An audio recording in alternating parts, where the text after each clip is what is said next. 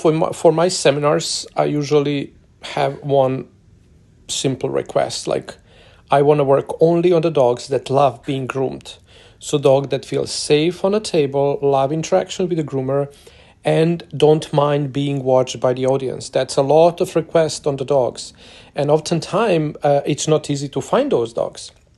So my couple of last seminars, the first thing I do always is organizers usually provide me with a table and the safety loop. I immediately take the safety loop off, and I write in my notes also organizers that I refuse to work on a dog that doesn't like to be groomed.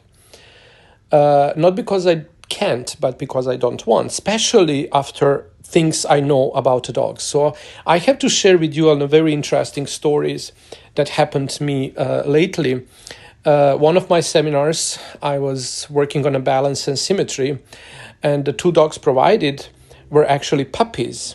But the puppies that were very anxious, separation anxiety towards their parents, and then kind of like I was literally not able to do nothing with those dogs. I just didn't want to push them, over the boundaries. So the audience actually did understand, because I shared very compassionate stories from my research, and everyone was slowly getting defrosted from that expectations. So I got two dogs for the Bichon class, for the Bichon seminar. And then I had to choose, and there was a lady that was, sent me to, provide a dog, and she took care of the coat and everything. And I put the dog on the table, and it was like a little puppy. I don't know how old she was, already a champion. Very nice coat, very, sound structure and everything would be like easy job to do.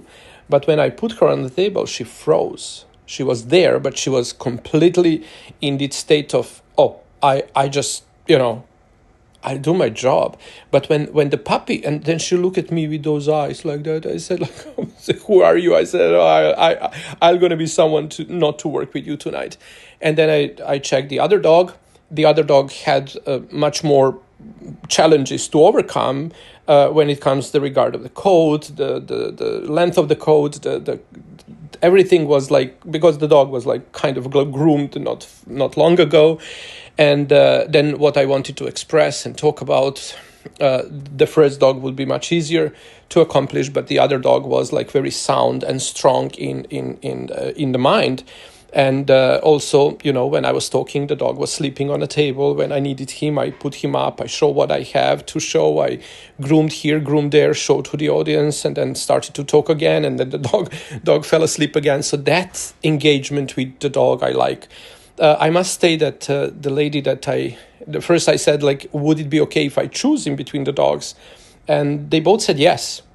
But then when I chose like a older dog over the champion puppy, then that owner was like, she snapped at me. I didn't even understand what she said, because it was like very nasty comment on something, but I didn't mind at that time. And then later on, I also got a message from the coordinator telling me I cannot refuse the dogs because these dogs are paid for and these dogs are prepared for and everything like that. I said I was very strict in my requests for the dogs that I'm going to use for the show, to show to the people, to showcase my art and style and everything, but only under one condition: that dogs love and enjoys that. Because I know what the other part of possibilities I have to push the dog to obey, but I know the consequences of doing that, and I refuse to do it. Not because I don't know how or I can't, but because I don't want.